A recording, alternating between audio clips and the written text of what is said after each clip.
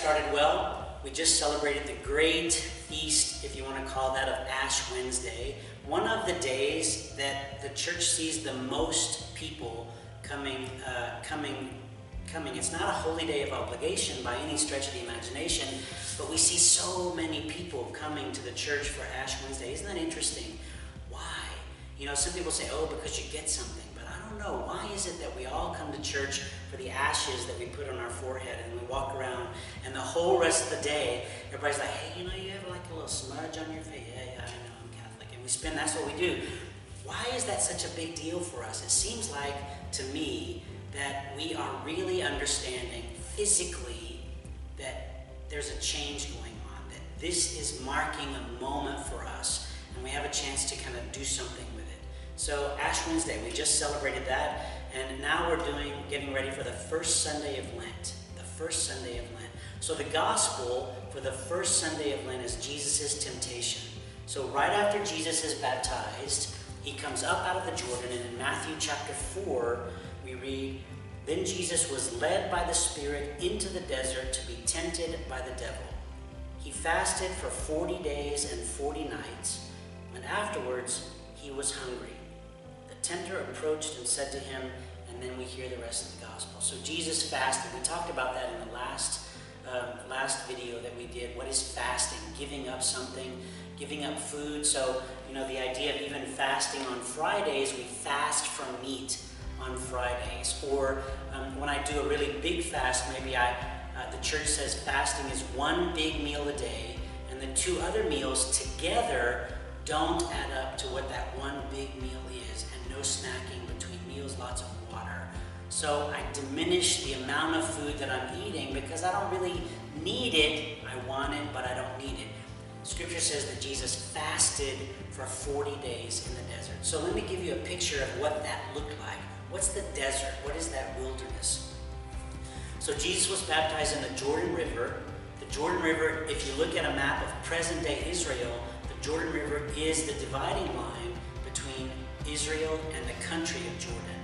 And the West Bank means that it's the part of land that's literally on the West Bank versus the East Bank. The East Bank is Jordan, the West Bank is in Israel, but now would be the Palestinian territory. So the place where Jesus was baptized, literally, he comes up out of there, and if you look to the left or to the east, facing Jericho, facing back towards Jerusalem, you would see the Dead Sea off to the east. And then kind of stretching your way a little bit, I don't know what that would be, that way would be the Qumran Desert, where the Essene community was. So in the Qumran Desert, where there was the Essene community, and that community of people were celibate men who lived because they thought that the people in Jerusalem were not doing what they were supposed to do. They were not being clean. They were not being holy. So they lived apart. And in that community was John the Baptist. John the Baptist spent time with the Essenes. And that's where he learned the ascetic lifestyle that he knew. And probably Jesus spent time with the Essenes as well in the Qumran Desert, not far from the Dead Sea.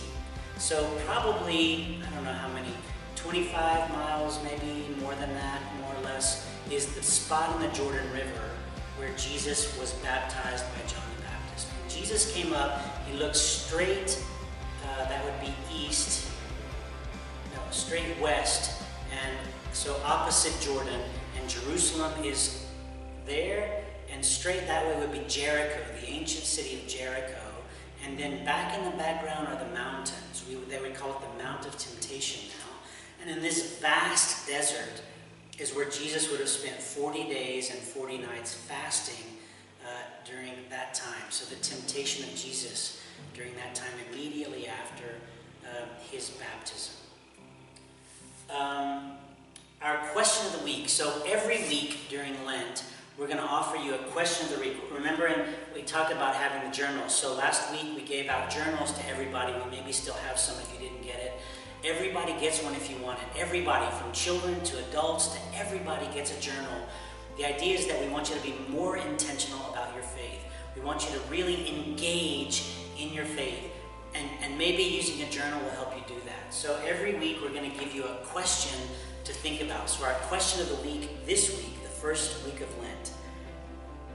When have you known the power of the Holy Spirit working in you to turn away from temptation to trust in yourself rather than to trust in God? How can you enter Lent 2017 to help prepare you to renew your baptismal promises at Easter?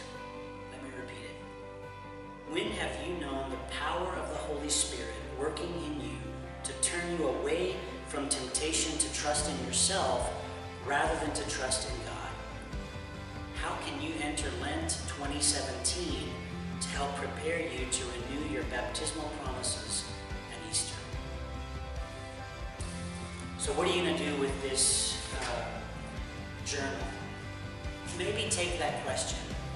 Write the question down at the top of the page. Spend 5 minutes just making a mental note, and then start making some bullets. How would you answer that question? Maybe write some ways down to help you kind of begin Lent. How is this Lent going to help you grow in your relationship with Jesus? I think the gospel is great. It helps us begin our Lenten season really well, understanding that Jesus did what we are calling ourselves to do as well. But also remember that Jesus was tempted during this time of fasting. So you will be tempted also. So if you're fasting from chocolate, you will be tempted to eat chocolate. If you're fasting from gossiping, you are going to be tempted to speak nasty about other people. You have to bulk up on your prayer life so that you can resist the temptation. Remember what Jesus did when the devil brought him to the top of the mountain and said, I'll give you all of these things if you just kneel to me. It was a temptation because he was hungry, because he was vulnerable. Because you're fasting, because you're trying to go outside of yourself, spend more time in prayer, do extra nice things, you will be tempted to not do that or to get something else to block that or get in your way. Be aware of that. The devil does not want you to get closer to Jesus, but Jesus is calling you to be closer to him. And that's what we're asking you to do during Lent this year, to intentionally get closer to the Holy Spirit.